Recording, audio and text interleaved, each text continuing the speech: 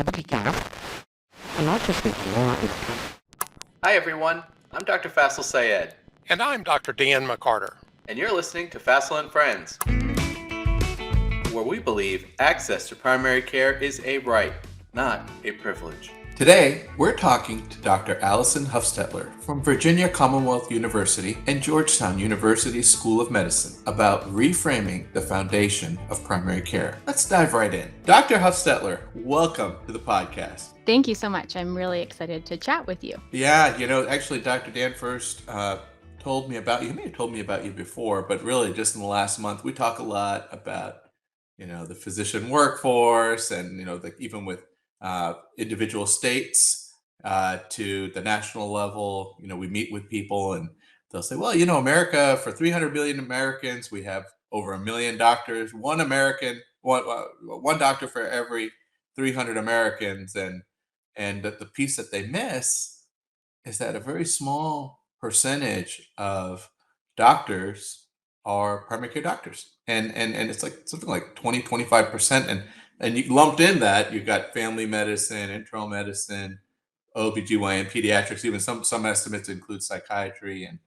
And when you think about seniors, people who need medical care the most or use it a lot more than make up a small percentage of population, 15%, 45 million Americans. So for 45 million seniors, there's one doctor for every 45 seniors, and you've got this crazy system. But before we get down that whole path, I love when I meet any of our doctors to know your story, especially for people who are interested in pursuing medicine, for the medical student who's listening, PGY3, PGY4, even for the interns and for the residents. We love to meet the doctor's story. What was it that attracted you to medicine? I love this question because I still have a hard time answering it some days. And I think when I go back in time, when I was a college student, I initially went in with this thought of, I want to help people, like so many other people do when they say they want to be a doctor. And so I went into medicine, or I went into undergrad, and I said, this is really something that I'm passionate about, I want to do. And then organic chemistry kicked me to the curb, and I said, okay, let me reframe what I think I'm going to do. And so I finished an art degree, and I didn't do any more of the prerequisites and the background that you would need to do to med school. And I left and I worked at some art studios in California and got to do a little bit of the other side of the brain activities for a while. And I said, all right, I'm bored. Let's try and figure out how to get back to this. And so I did, and I took the MCATs and I went to medical school, and I'm very fortunate because I didn't really know what that meant. I thought it was kind of like taking the GREs, where it was going to be a logic test, but in fact, that is not what taking the MCATs is like. So I learned an important lesson. And then I, of course, went to medical school. And in my fourth year of medical school, I was doing a rotation at Franklin Square Hospital, which is up the road from me in Baltimore, Maryland. And I had a mentor there, and he and I were chatting one day when we were seeing a patient, and we were talking about the annual physical exam. And he said, did you know that there's really not a lot of utility in laying hands on the patient for a wellness exam unless they have a complaint? It doesn't actually do much preventive medicine. It's much more effective to spend your time talking about smoking cessation, thinking through alcohol, talking with them about preventive care. And I said, well, that makes sense a little bit, but how else do you find those people with AFib? And how do you find those weird other cardiac murmurs? And he said, well, those don't make much of a difference in the day-to-day life of people unless they're symptomatic, but their preventive care really does. And I said, that's super cool. We kept chatting.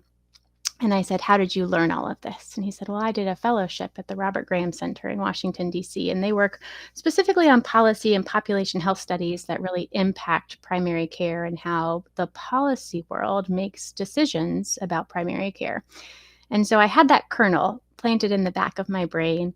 And during residency, I was at Virginia with Dan, and I will give him great credit because he's a wonderful mentor. But during that time, I worked a little bit in quality improvement, did some interesting courses for public health, and found myself saying, this is something that I'm really interested in. I need to figure out where that kernel can lead me. And so I ended up doing my fellowship at the same place he did, at the Robert Graham Center. And I worked for a year. As many fellows know, it's a wild and crazy year where I spent part of my time doing policy research, part of my time working at a federal agency, part of my time teaching medical residents, teaching medical students, and then seeing my own patients. So It was one of those wild and crazy years, but it taught me more than I could ever imagine. And that's really the foundation for policy research and for population health research that I really love doing now. So that's a bit of the background. Oh my goodness. I think you're the first doctor I've met who like completely left medicine, went into art, and then just completely went a different direction. And then you felt fulfilled. And you're like, okay, let's see if it can come back again. You get back into it, you blossom there, you have this mentor, and isn't it amazing how you meet these people in life that just change our life trajectory? I think about, like, for me, Dr. Dan, he's not here. Obviously, he's not here with us for this episode, but he's that type of person for me. And my background is community health, so I came from a large community health center in the Tampa Bay area, and he's one of those people that's like, no, you could do this. We could do this all over the country and do what he's like that type of a person for me. Then I said, no, even social media. I never had social media. It's Dr. Dan. I said, no, social media is for kids. Why should we be a, and he's really a big pusher. So he's changed my life. It's amazing how these people come into our lives and have these huge impacts. Very much so. And they change your perspective on things and they let you identify your priorities because sometimes they're better at articulating them than you are at the point where you are. So I think that's great. Well, I wanted to dig in a little bit about the year of fellowship and in that time that you had, especially within the policy world.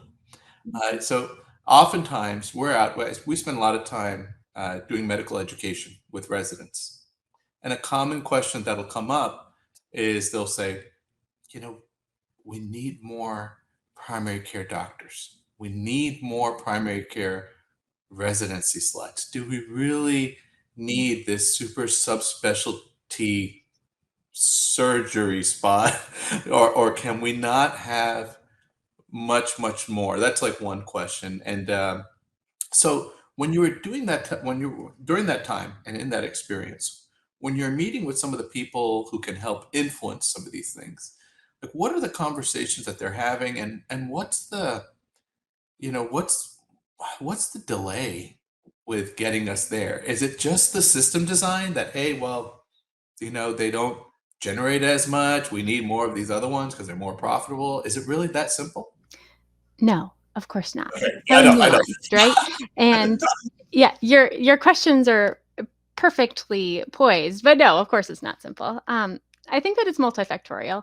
And the first thing that I think of when we talk about the physician workforce is that the legislation behind it is really dry. But when I teach my residents and talk to my medical students, I always start with the history of things because if you don't understand the history of it, then it's very hard to make it relevant for what you're thinking of and talking about that day. And so for residency and residency education, our slots, the residency slots that are allocated, really started in the 1996 Balanced Budget Act. And that's where I suspect you all have talked about this before, but that's where the allotment comes from for Medicare expenditures and how many slots they are able to fund. And so when we see new residencies pop up in the United States now, they're either self-funded by the institution or organization that they are working with, or a very small proportion are reallocated from other programs that have closed. But by and large, these are not Medicare funded positions. And even the residency where I work until very recently was a self funded program. The partners of my practice funded the residents and their education while they were with us, which is Wow. pretty darn neat. That's a slice of their income that they are spending on the medical education for the future. And so that's the way that the residency education terrain is set for today.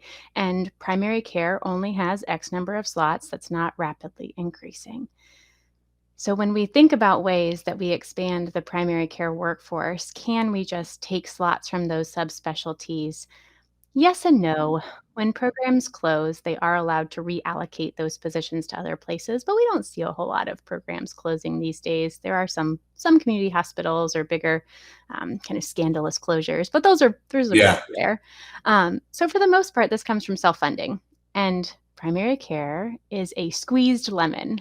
And by that I mean people keep asking us, decrease the cost, decrease the cost. We have decreased the cost in primary care well beyond what we are possibly able to do. I don't think that there's any more lemon left to squeeze. We are at the drinking the lemonade point.